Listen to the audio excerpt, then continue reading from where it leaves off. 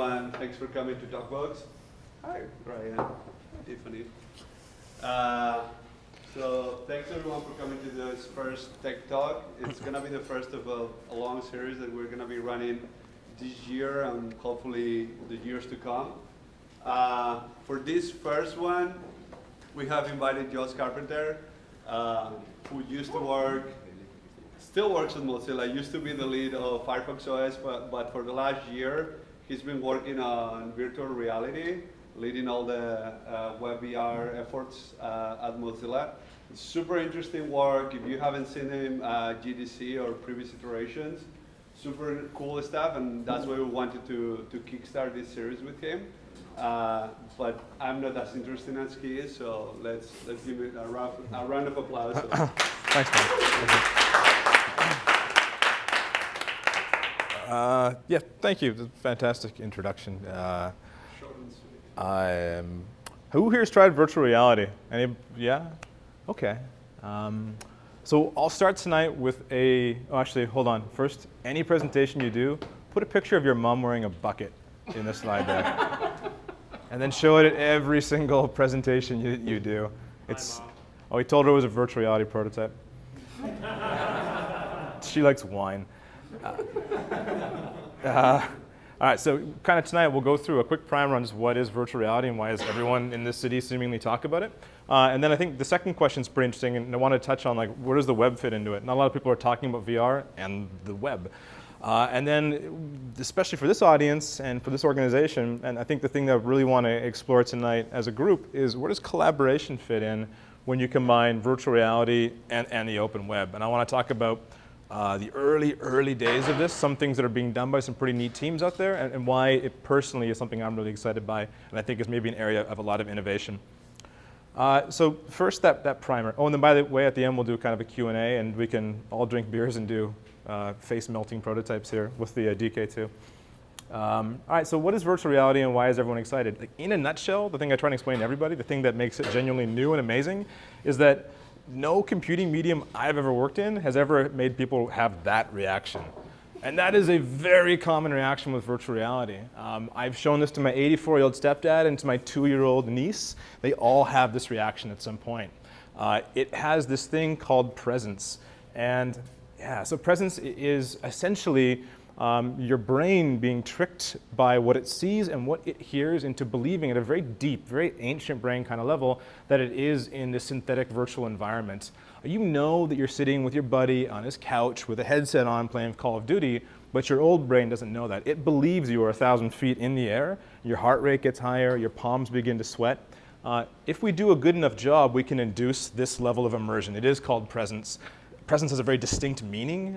It really means that the inducement of that feeling that you're in the virtual world. So everything, whenever you hear people talk about virtual reality, whenever you hear all of us geek out and get really excited about it, this is the big new thing with virtual reality over previous computing mediums, the new with a capital N that makes this all really amazing. And a little bit I'll talk about why it's really challenging and a fun way to actually induce that kind of mental state. And it's fair to be very skeptical. One of the things about technology is it typically takes a couple kicks at the can for it to actually come to fruition. Like God knows it took us how many thousands of years of throwing ourselves off of cliffs with wings taped to our backs to actually get to human flight. The same thing is true of virtual reality, I think. We've tried before. There's Angela Lansbury there, that's Lawnmower Man. And obviously in the 90s there was a big boom in this and it really captured people's imaginations. I'll talk a little bit about why this wave appears to be real from an economic and from a technology standpoint. In a nutshell, it's that we have peace dividends of the smartphone war. This is not Michael Labrash from Oculus coined that term. It's really wonderful, but this essentially is kind of the performance ramp in CPU architectures or megaflops over the last couple of years, and it just goes up, up, up, up, up.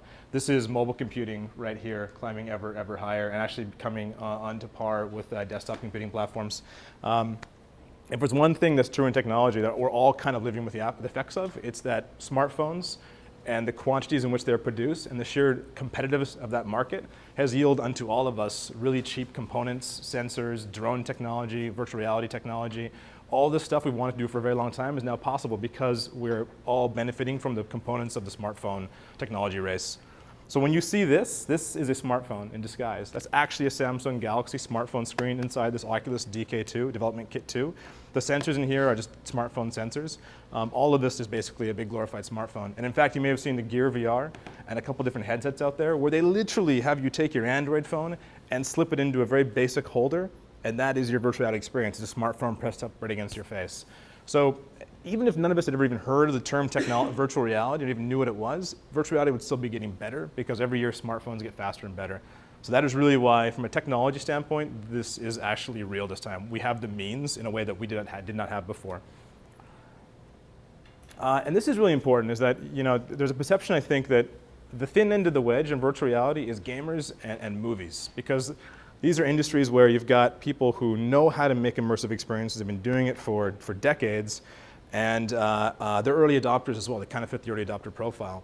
But virtual reality, the ability for me to make a piece of software that you believe you are standing inside of with every fiber of your being, that transcends gaming. That gets into education, that gets into art, that gets into all sorts of crazy use cases you can't begin to imagine. I think the reason that we frame VR as being games and filmmaking initially is for the same reason Steve Jobs got up on stage in 2007 and said that the iPhone, which was really a general purpose computer, was I know this really well, a widescreen iPod with touch controls, internet communication device, and something mobile phone. He framed a radically new open technology in terms and within a context that we could easily kind of grok in 2007 terms. But what the smartphone with touchscreen actually led to was Snapchat. It led to all sorts of unexpected, amazing, weird things you could never have predicted back in 2007 because it's a general purpose computing medium. And I think the same is true of virtual reality. And actually, we're seeing that right now. Once you step outside of games, you're seeing really amazing education applications. This is a space flight education experience where you put on your Oculus, install this application, and you are taken through a two-scale representation of the solar system, hopping from planet to planet, feeling the sense of scale of these actual planets, because in VR, scale matters. You can tell if something's a meter wide or 10,000 meters wide, because the separation of your eyes can actually pick up on the scale of things. So you're flying between planets in space, amazing.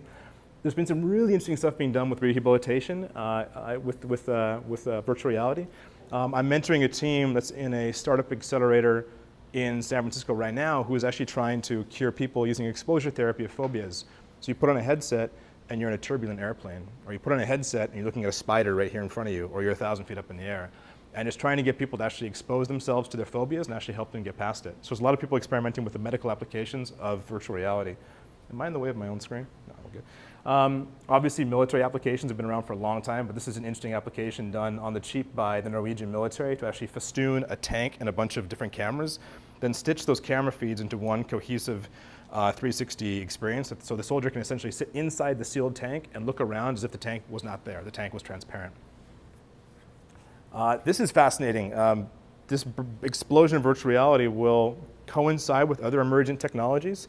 So you may have, we have cloud computing now, commoditized cloud computing, and some of the smarter render engines have found ways in which to enable ArcViz teams or visual effects teams to actually render their scenes on the cloud and just get the results as a finished scene. One company called Otoy, who do a bleeding edge, what's called path rendering, a render engine called Otoy.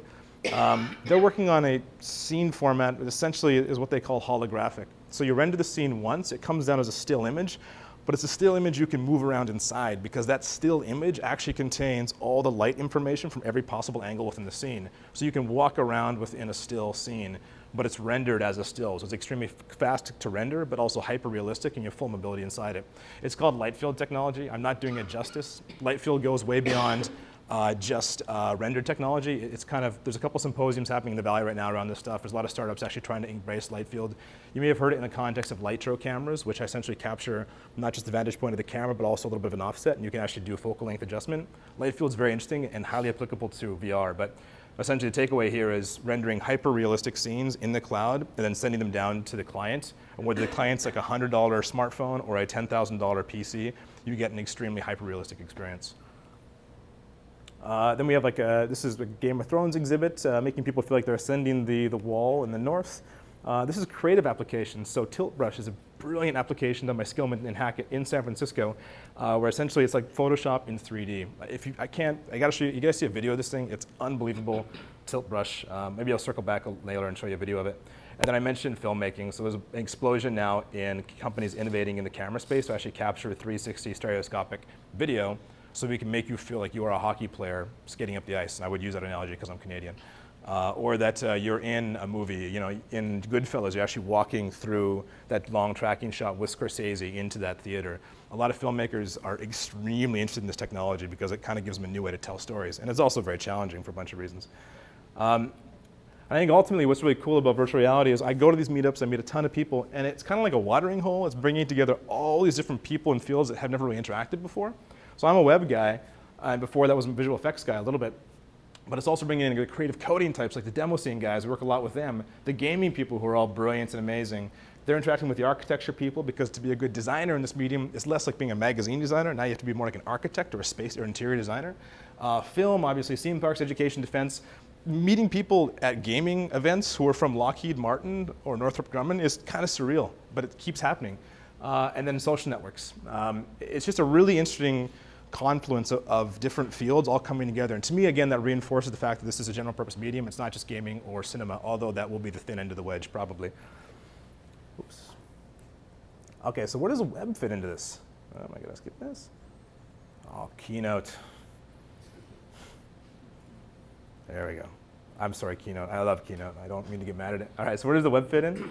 Well, one, the reason Mozilla's working on this when no one else is really looking at bringing the web into virtual reality quite yet is one, because we like hard challenges. I work within the CTO group in Mozilla, and we're a research team. And we put on this earth to actually explore pushing the web to its limit, doing the hardest things possible so that we can make the overall web better.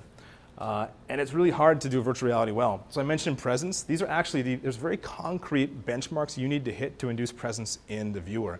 If you don't do one of these, you don't get presence. You have to actually hit all of these to actually make people feel like they're transported. So really quickly, I won't go through all these, but 20 milliseconds motion to photon. That means within, let's say I turn my head, like let's say 10 degrees, the system has to actually pick up that head movement, re-render the scene, and get it back on the display within 20 milliseconds at a rate of, let's say, I think 75 to 95 hertz and up to 120 in the future generations. If you don't do that, if there's a delay between me moving my head and the scene I'm seeing actually refreshing, it induces motion sickness. It's like the feeling of being drunk. And motion sickness is bad. Motion sickness, I think, is why you haven't seen a commercial release from Oculus yet. They've been quite upfront about this. They really worry that the first generation of VR could make people sick, and if you don't want the news stories to be people throwing up. So we need to get that down to a solid 20 or lower, and not risk making people sick. But that's happening now. The latest gear from Steam, using a new system, or Valve rather, and HTC, a collaboration between them called the Vive, is rock solid. Apparently there's no reports of people getting motion sick, so we're solving this problem. 1K by 1K resolution per eye minimum, 110 degree field of view. I mentioned the refresh rate, it's got to be 95 or higher. Really high quality optics and tracking accuracy. These are all really hard things to do, and this is not what the browser was designed to do. We're inheriting legacy code that's maybe like, you know, late 1990s text images, that sort of thing. So trying to make a browser do this well is a really interesting challenge, and it makes the overall web stronger. And then we really think the web could be kind of the perfect platform for virtual reality. Right now, if you want to get a virtual reality application, you have to install an application. You have to go through the Oculus store. It's kind of the whole native mobile situation all over again, reborn. And when you think about the web, you got no plugins, no installs. There's obviously a huge installed base of both developers and content. It's totally open and interoperable, which is great because virtual reality is heavily fragmented by a bunch of different platforms already. I can get into that, but there's a ton of different emerging headsets from various manufacturers. Everyone wants to take their smartphone technology and manufacturing processes and begin to make HMDs. And then I think lastly, maybe most important, the web is wild and weird and creative. And the web is kind of where you go, it's kind of the creative frontier. You find the most interesting artists doing some of the most interesting things and mashing up web content into interesting and fascinating new combinations. We kind of want to unleash the creativity of the web on virtual reality. We've had this dream, and the web experience could be awesome. So we've had this dream for a long time. I mean, this is kind of, we think that this is the metaverse, that kind of Neuromancer, Snow Crash, Ready Player One concept of a virtual world you step into of seamlessly linked worlds. That sounds to us a lot like the web. The ergonomics of that sound a lot like the web. And in fact, we think we've probably done the hard part inventing the web and getting all of the modern human society's economics and life onto the web and having it be as robust as it is, that was the hard part. And putting virtual reality on top of that is actually relatively easy. So that's what we want to do, is just take the web we have and all its power and all its penetration and actually put virtual reality on top of it, and maybe that becomes the metaverse we've been talking about for so long. It's telling to me too, I think that it's interesting to me anytime that we nurse an idea for like 30 years or longer. I mentioned human flight. I mean, it's telling to me that there was something so compelling about human flight that even though our friends kept splatting off of cliffs, that we never really gave up on that idea. We're like, no, that would be amazing. The same thing seems true of virtual reality, where even though it kept failing, or the tech wasn't ready, or people kept throwing up, or whatever the hell, that in pop culture, we just kept coming back to it again and again and again. We haven't given up on it, and it's this kind of dream we've kept chasing all along. That's an interesting indicator to me that there's something profound here. So I want to show you a couple demos really quick of kind of where we're at and what our team has done, just to kind of give you a state of the union on WebVR. Last summer, we created just another API. Web APIs enable user developer to access camera hardware, battery, GPS, yada, yada, yada. We added one more to the stack, and it's a VR API. So you as a developer of a JavaScript application can query the browser and say, is there an HMD or a VR device attached? The browser says, yes, there is. Here's all the data. You take that data, you build it into your scene, and you just turn your scene when the user turns their head. You then tell the browser, all right, I'm ready, make me full screen. Browser takes your site and all that head tracking, all that 3D information, and then spits it out to the HMD and takes care of all the distortion and makes sure it works with whatever HMD is attached. It's pretty straightforward. Honestly, it wasn't that hard to actually do. From here on in, there's a whole bunch of other fun stuff we get to do, but that basic part was pretty easy. So now you can get in nightly versions of Firefox or in experimental versions of Chrome a WebVR support, and it just works with all the demos I'm going to show you. It's pretty straightforward. So let me start off by talking about, I want to show you what a website looks like now. We just got back from GDC, and Mozilla has a pretty robust games effort. Again, it's all part of that same idea of trying to push the web forward in a really aggressive way. This is a website. This website was built in Unity. This website was exported to pure JavaScript using WebGL2, which is the next generation of WebGL, built on top of OpenGL ES3, which is kind of the latest generation of OpenGL. Well, I'll just let it speak for itself here, but running at, I think, almost like 60 FPS in the browser in real time. And if you're not familiar with ASM, it's a technology that allows us to compile C code into pure JavaScript, running at near native performance, typically about like 75 to 85 or 80%, I think. So you can now have a Unity game, or if you've got an open source Flash-based game engine, or if you've got, let's say, Unreal Engine, you can now export into the web and just have it run in the browser. This works in all browsers. There's nothing special about this technology. You just have to optimize for it, and you get a speed boost. Right now, this runs fastest in Firefox. But for game developers or anyone using a Unity or Unreal, which is most of the VR development scene, by the way, it's awesome that you can now publish your games directly to a website. So if you don't want to go through the App Store, you don't have to go through the App Store. You can just tweet a link and have someone hop directly into an experience like this. That's going to...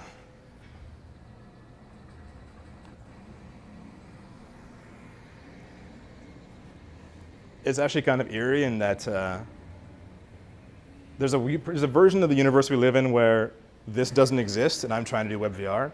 I'm much happier being in this universe where I'm trying to do WebVR and this technology is coming to fruition. WebGL2 support it's in preview right now. We're going to get it into Firefox soon, like later this year.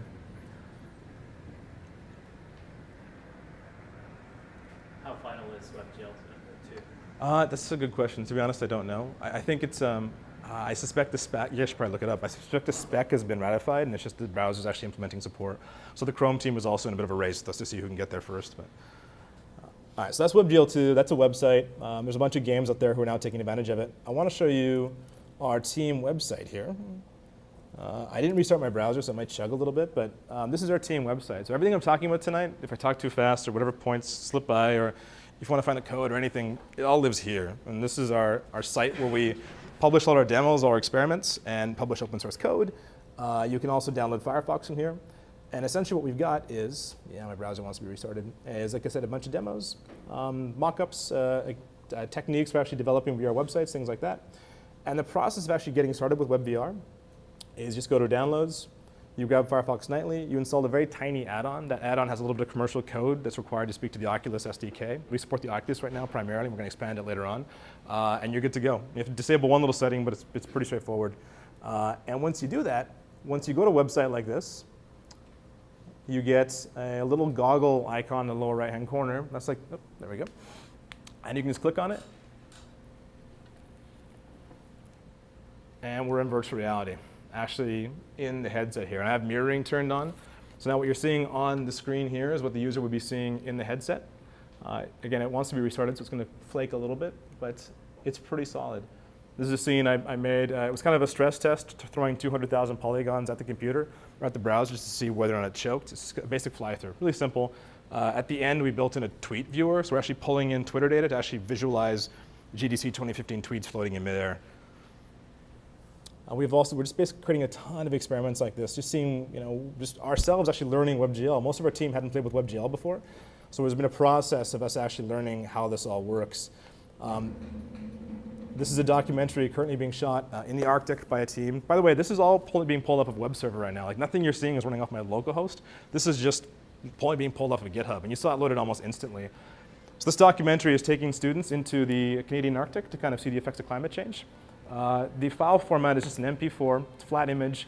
It's being dumped into an open source WebGL VR video player. It's available on GitHub. Anyway, it's really easy to use, developed by a San Francisco team by the name of LVR. So already the awesomeness of the web community is starting to kick in, and people are creating really rad demos and sharing their code. And this is really, I want to come back to this because I think this is interesting, but this would be more interesting if it was a collaborative experience. I'm going to talk about kind of what that might look like. So mozvr.com, lots of content there, lots of demos like this, and we're going to post some more up in the next couple of days. This is neat, but what I just showed you was you browsing a traditional 2D browser and then kicking into VR mode, that's a good start. But that's not the metaverse. What our team is going to be looking at next, and what we've already started to play around with, is full immersive virtual reality browsing. So this is a prototype we built back in October. We have a new version. I just didn't have a chance to get it fired up on this machine today, but we're trying to experiment with, let's say you put on your headset and you browse 100 sites without taking the headset off. What would a virtual reality browser actually look like? So here you've got like a little homepage I designed, which, by the way, it's really fun to design websites that are worlds, and you can actually, if I had the camera, you can actually lean in and read the text. It's very badass. It's a lot of fun to play with. At any point, the user can open up their browser Chrome, which in this case is a heads-up display. Because we can't have the browser Chrome peeking in all the time. It has to actually be hidden most of the time. So we just open up the Chrome. It's a really simple interaction model. You look at something, and you click on it with your mouse or with your gamepad. And seamlessly, we can jump into another world. Transition, kind of the curtains close on the world. We swap in the kind of scene, the stage in the background. And we open it up once it's ready. This is an image pulled off of Flickr's equirectangular photo pool. A bit of text in there to try and get people from Airbnb to think about what Airbnb might look like in virtual reality. Not specifically them, but just anyone. And this is a kind of a photo pano viewer application. And if I want to jump out, I can be watching, let's say, a visualization of data as art that we developed with a local team led by Tony Parisi, who was actually one of the original guys on VRML back in the day. So even the VRML guys are still around and still really active in all this stuff, and we're getting the benefit of all their good ideas from the 1990s. And this is a simple one, just with like loops of information arcing around the user. But I can show you guys this a bit more later. I want to blaze past this, but developing an immersive virtual reality browsing experience we think is actually important for the growth of this. If VR is just kind of a mode tacked on to desktop, that's decent, but we think it's important that there's like immersive native VR browsing experiences available out there, and in fact that we commoditize these.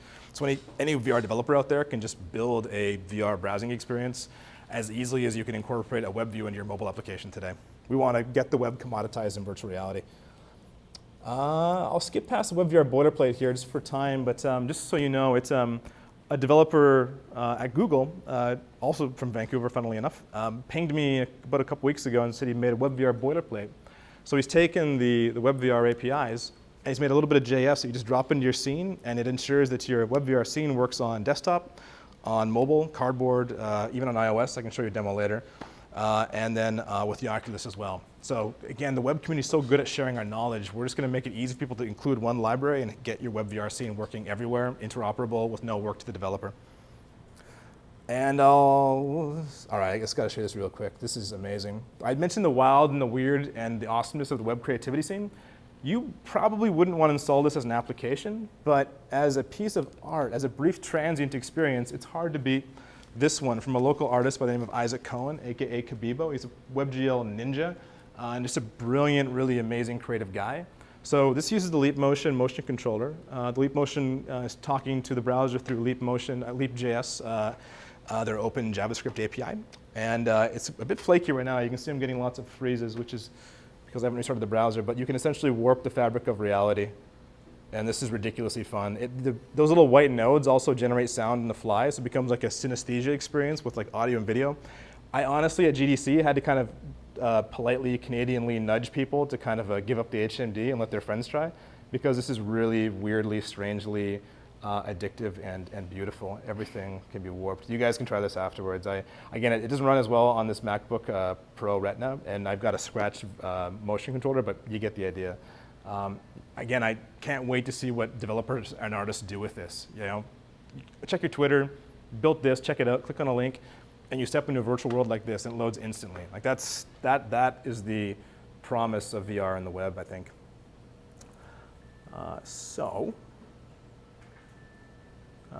Now let's talk a little bit about, to kind of extrapolate on that, like what will the web do uniquely well versus native? So it's a year from now, and you or a friend get your Oculus or your Valve headset, and you put it on, and some beautiful operating system experience boots up, and it's got a grid of icons or something like that. You know, why do you click on the web? Why is the web icon appealing when it's right next to like a Call of Duty or some, you know, Michael Bay VR video, or all these amazing, beautiful experiences? Like, what is the web going to be used for? What is special about the web? And if you're a developer making a VR experience, like, why would you publish it to the web? Why would you incorporate the web into your application? I think one area that I really am intrigued by is collaboration. So where I first kind of got whiff of this was, when Facebook acquired Oculus, it was an interesting acquisition, Facebook being a social company. And Zuckerberg at the time had arranged a quote. And this quote obviously hints at applications in virtual reality far beyond the kind of, again, thin end of the wedge, early adopter gaming market. He's talking about shared experiences in a classroom of students, or being at a live event, or consulting with a doctor, having some sort of real-time communication with each other. He's describing social applications that go way beyond gaming. And then I heard about these other companies in this space. This one's called AltSpace. They had a Super Bowl VR party recently. It's a Unity-based application that incorporates touches of the web to actually bring people together in virtual reality. Or VR Chat, which looks a bit like Second Life, if you're familiar with Second Life, but it's built using the Oculus. I heard at a conference a year ago that the application out of all the early VR demos that was getting the most engagement was the chat applications. These were the ones where people would put on a headset for a couple hours and stay in there. And these were the old headsets too. I mean, they weren't nearly as good as this one right here. They were really grabbing people and making them feel immersed. And then I went to a conference in October, and I got to try the next generation headset, which no one has yet. Only the Oculus hasn't released it. And the scene ripples, and I'm standing in front of an alien creature maybe this high, and the eyes are set to track my eyes. And he kind of steps towards me and kind of gets in my personal space. I'm telling you, people, you feel this weird sense of get out of my space, little green synthetic alien. It doesn't even look that realistic, but like, it is powerful. Every part of our evolution is designed to take those cues seriously, and we do. Social is very powerful in virtual reality. That same power of presence really makes us feel like we're there with other people. So then that's VR and that's collaboration. And then there's the web. And I mentioned before how, like, thank God the web got really fast at 3D in the last couple of years. The timing was great. Well, thank God also the web just got really good at real-time open communication. So WebRTC is an open standard, and Mozilla recently partnered with TokBox to create a new feature in Firefox called Firefox Hello. And what Firefox Hello is real-time communication in the browser. No account or sign in, no download a plugin. Click a link, sorry, I'm reading the things. Click a link and start talking, private and secure, all powered by WebRTC. Organizations like TokBox are building industrial strength infrastructure to power collaborative experiences on the open web across devices built on top of an open standard WebRTC. So these organizations, I meant kind of the base of the pyramid, like the bottom, like 90% is already there. TokBox is an example of that. All we need to do now is just plug virtual reality on that, and you've got a new generation of collaborative experiences in the browser. I'm talking about live, immersive experiences They work with your desktop browser, they work with Chrome, with Firefox. If you don't have an HMD, don't worry. Just drag your mouse and you can look around inside your browser, or you can actually hold up your mobile phone and just move it like this, or drop it into Google Cardboard. Works everywhere, unlike it just working in Samsung or only working in Facebook's Oculus system. The web will be the interoperable collaborative platform.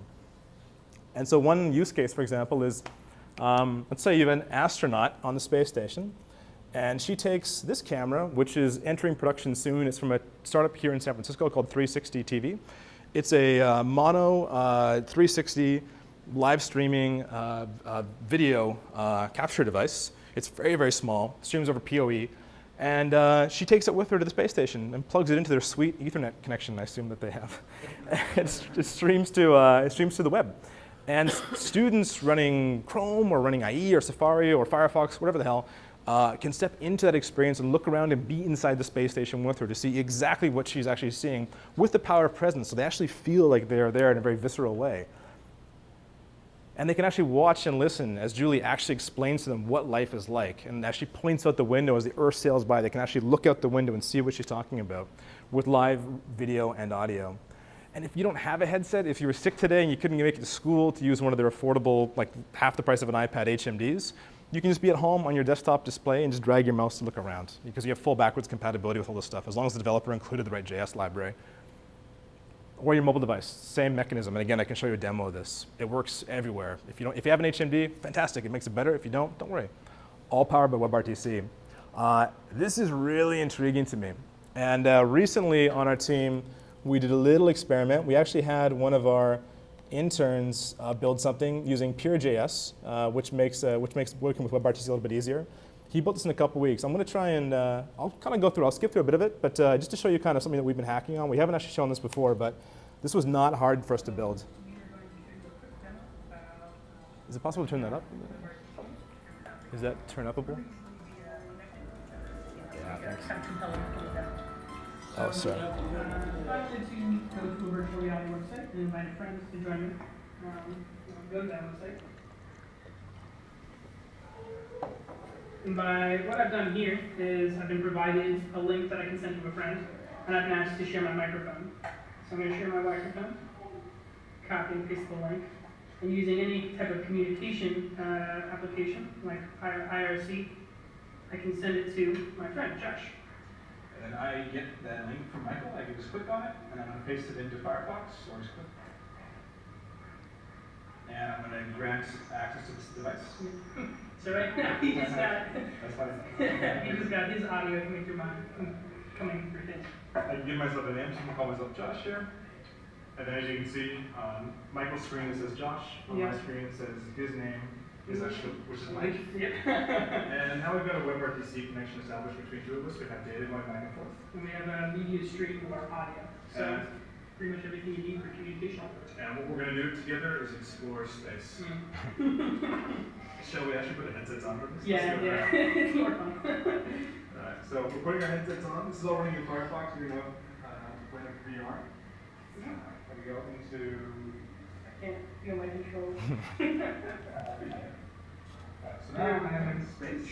Oh, you funny. And I can see Michael, you can see me, and we're over the surface of the planet here. So I turn my head to actually sphere, and then so does Michael. Yeah. Oh, thank you. I'm all over here. It's really great when you come out this far because you can get this great visual every time like you're far away from this planet. What we like about this demo is, so this is like a really basic texture. This is a very basic kind of world.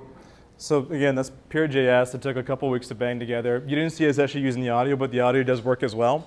It's crazy in that you get emergent gameplay, which is to say, like, all he did was do WASD controls, and you kind of look where you go where you're looking. But then you get this thing where you begin to dogfight, and you swoop over the surface of the planet, and one person hides in the shadow of the planet or hides in the glare of the sun, and you get these crazy emergent experiences. And it was incredibly easy to put together. Once companies who have nicer assets and bigger teams get into this, it's going to be huge. Our goal is to a year from now to have this technology, the WebVR spec, into all the major browsers. You know, Safari may lag a little bit because it ties in with whatever Apple's VR AR strategy is going to be. We want the VR support to be commoditized on all the major browsers. and we want the development tools to be commoditized. So developers can just start banging out experiences like this easily, and we get a whole new round of empires built. You know, one of the things about technology is nothing builds a new empire and tears down an old one like a new medium, like a new input and display technology. And VR and AR is one of the biggest breakthroughs in input and display technology, certainly since the mobile phone. So we joke that we stand in front of a whiteboard, shake our sleeves, and like 30 startups fall out. We're about to, I think, enter, once we get a large addressable consumer market, an entirely new round and era of amazing new startups exploring this space. Collaboration, but also other applications in virtual reality. So that's it for me. I went a bit long there, but I talked as fast as I possibly could. Sorry if it was too fast. Yeah, thank you. Thank you. He's Canadian. He's obligated to support me. So thank you, everyone. Let's just do questions a little bit. I didn't touch on augmented reality, for example. I'm happy to talk a little bit about that and how it ties in. But yeah, let's open it up a little bit. Can we get the lights again? Oh, thank you. How far are you from having it consumer released? It really depends on the hardware manufacturers. So the rumor is that Oculus is probably targeting holidays this year. Steam, Valve just announced a partnership with HTC to produce Valve VR headsets, which apparently are the new latest and greatest. They've openly said that they're going to be targeting holidays this year. And then Sony with the Morpheus has said first quarter 2016. You can already get a Samsung Gear VR, in which you put a Note 4 into a Gear VR headset. Total cost, phone plus headset's about $800, I think. You can get that, and you can get any number of little like cardboard-style units where you drop a mobile phone into a less advanced version of the Gear VR, that doesn't provide additional data or plugins. And then I think there's other manufacturers who are getting into it, but Sony, Oculus, and Valve now are going to be probably the big three for the first generation of VR, near as we can tell, unless someone else enters, which is insane. The rate at which companies are jumping into this is almost getting overwhelming. And actually it makes a good case for the web, because the web can be the common layer across all these very fragmented VR platforms. So do you think you can get it into the browser release version by then? Yeah, yeah. We're in Nightly already, and it was pretty smooth sailing there, because it's not that, nothing we're doing is too radical.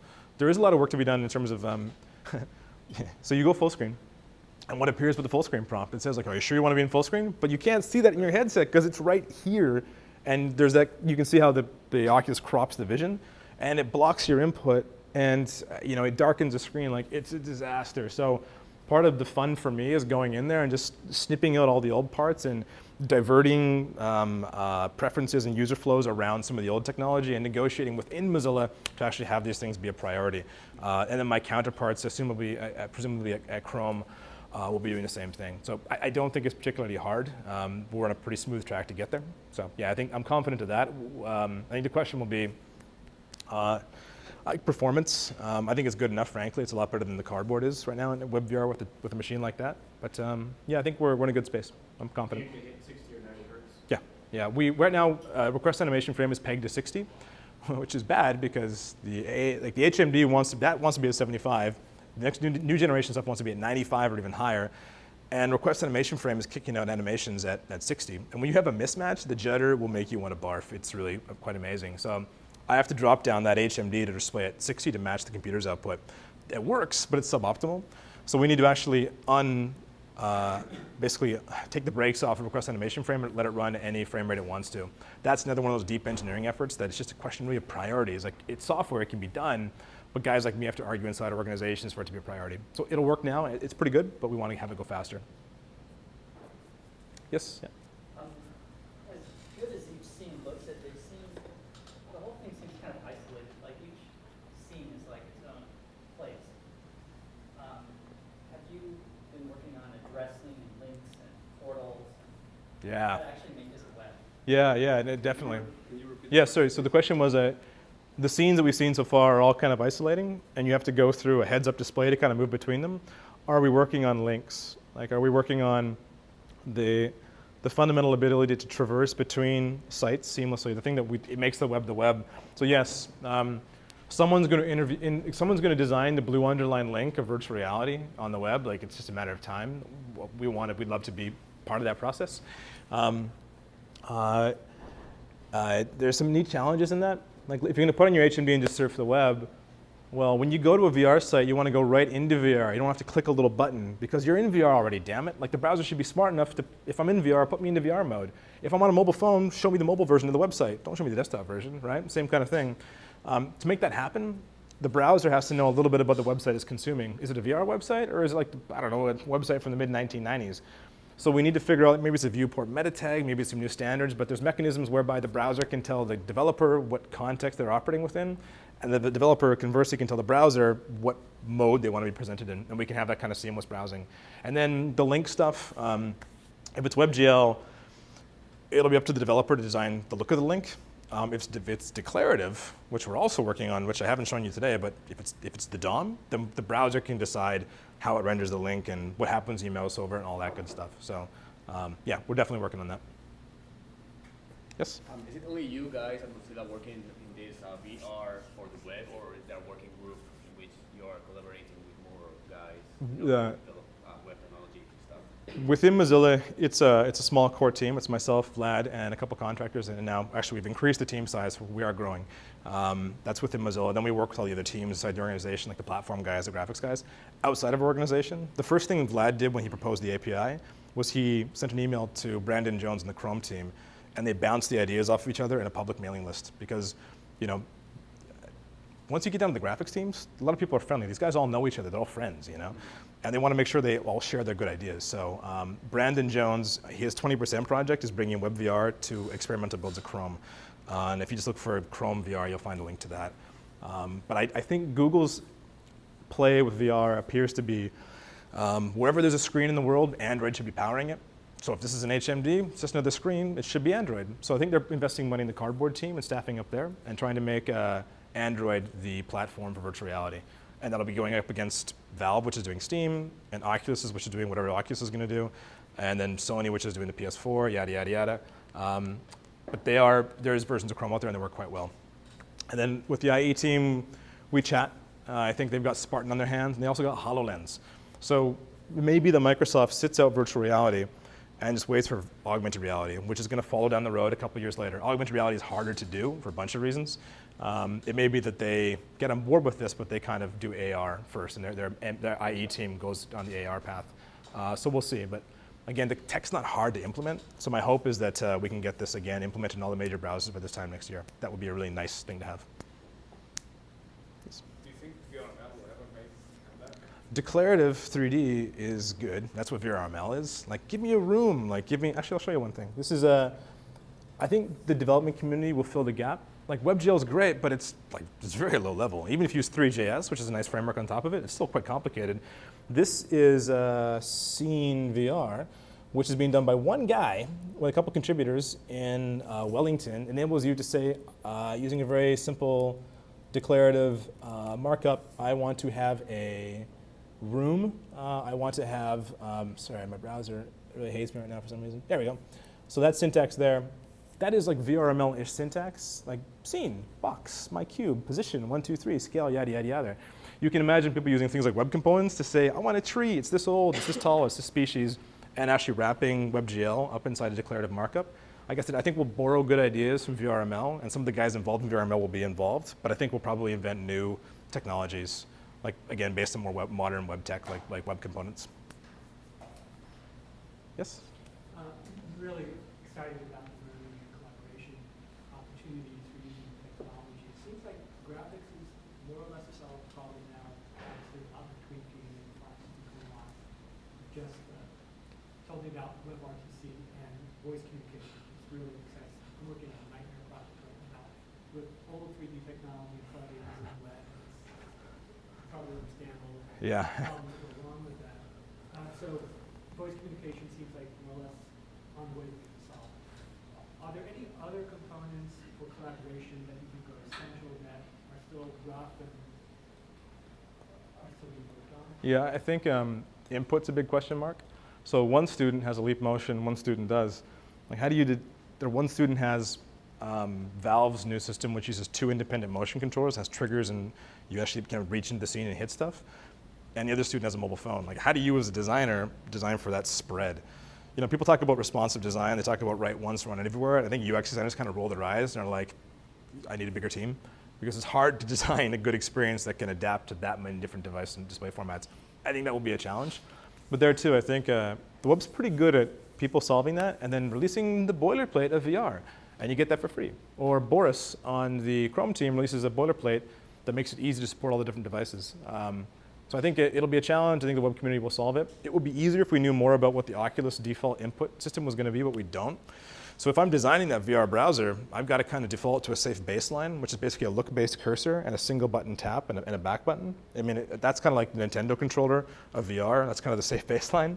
And then I got to figure out, okay, well, if they have a leap motion or they have the Valve system, how can that make it better? How does that also work with it? So I think clarity on input systems will be nice, and then the web community kind of filling in and making things easier will happen pretty naturally. That's the first one that comes to mind. I'm sure there's others. I'll think of them later. Cool. Any other questions at all? Yes? You done development using inside of VR. Yeah, there's some guys are hacking with that. Sorry, has anyone done development inside of VR? John Carmack was saying he thinks we'll need 4K displays to make that palatable. I mean, you could read a book on a movie theater screen, but would you want to? Like, we've got Retina displays and we've got Retina smartphones, so there'll be this process of kind of figuring out what's this good for versus what's the HMD good for. But I'm telling you, like, some of the prototypes I've done, you have sense of separation, right? So I can put something here and then put something right here, and you can lean in and look around your code. You know, like, so okay, here's one of my ideas I'll give away for free, but you know those like cereal boxes that have the kind of like the raised 3D effect, kind of tilt your head left and right? I forget what it's called. It'd be pretty badass if Sublime was like that, where you could look at your text and kind of lean to the left a little bit and see the actual working code and lean back, or lean to the right and see the performance profile and lean back, and have these things just kind of respond to your body position. I mentioned that we don't know what the input of VR is going to be, and that's true, but we do know that the head and looking and body position will be part of it. So how can we actually leverage those new inputs to actually create development environments and tighten the iteration loop, so for a designer can just be iterating rapidly in VR. I mean, I think this will be an area of extreme innovation. I think one of the places to watch will be like the Adobe of tomorrow, grow up and actually get there first and begin to explore these things. It's going to be fun. And for our part, as a designer, the best thing you can have are really smart engineers who you can just say, I'd like this, and they come back and give you a framework. And that's kind of the position I'm in right now. And we're going to share all that code. So I'm going to share what I'm learning about making these UIs and actually publish it as code other people can use. Yeah. Yes? Yeah. I'm curious about what your view of Hollywood is going to be like on this, right? The view of Hollywood, sir? Yeah, I'm sorry? The view of what? Like Hollywood, like what are Oh, how yeah. are studios responding to producing for the web? They're kind of all over it. Most of the content creators are down in LA, actually. LA is emerging as like a hotbed of VR, as much or almost equal to, I think, San Francisco. You know, I remember a couple years ago, they got into stereoscopy and your ticket price went up. They got into IMAX and your ticket went up. The movie theaters, since day one, have always been in this perpetual running battle to try and justify their relevance in a world where you can always get some percentage of the experience at home. And in a world where you've got an HMD at home, maybe, or in a world where you've got like a beautiful 42-inch TV and you got the ticket's so expensive, like why do you get people to go to the movies? So I think one of my pet theories is that one of the first places that people will experience virtual reality might be in like a retrofitted movie theater in a year or two. Like I can see that happening.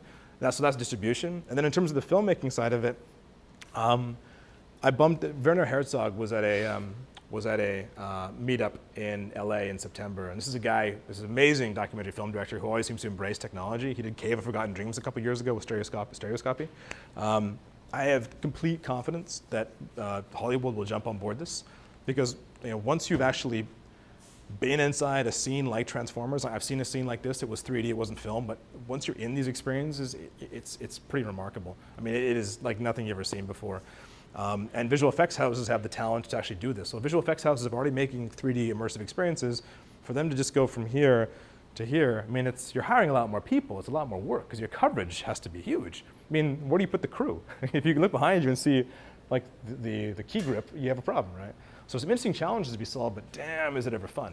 I mean, there's a lot of guys, last thing I'll say is I think there's a lot of young, ambitious people at places like Pixar who are kind of leaving Pixar and going to join VR startups doing this and figuring out the storytelling of virtual reality.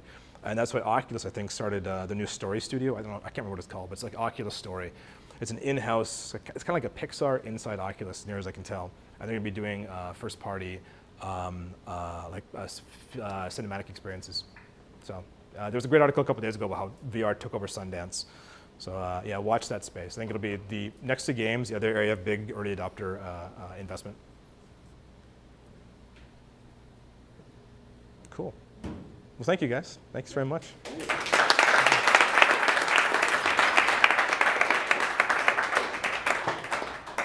Thank you. And thanks everyone again for coming. One last thing before we can go for another drink. He already talked a little bit about what we're doing here at TokBox, and we're enabling web communications. One idea that we're exploring is to we're giving away these free accounts for people like you to explore and to build cool prototypes. So if you're interested in building things on top of our platform for like fun and exploration, just let Elliot or myself know that you're interested in this development program that we're developing, and we could hook you up. We're thinking about doing more meetups for this type of groups, and like we'll be giving away swag and a bunch of the regular things. So I hope that you're interested in that. Will you have beer? It will be beer, always. Yeah. Cool. Thanks again everyone for coming, and be on the loop for the next meetup on meetup.com. Cool. Thanks, man.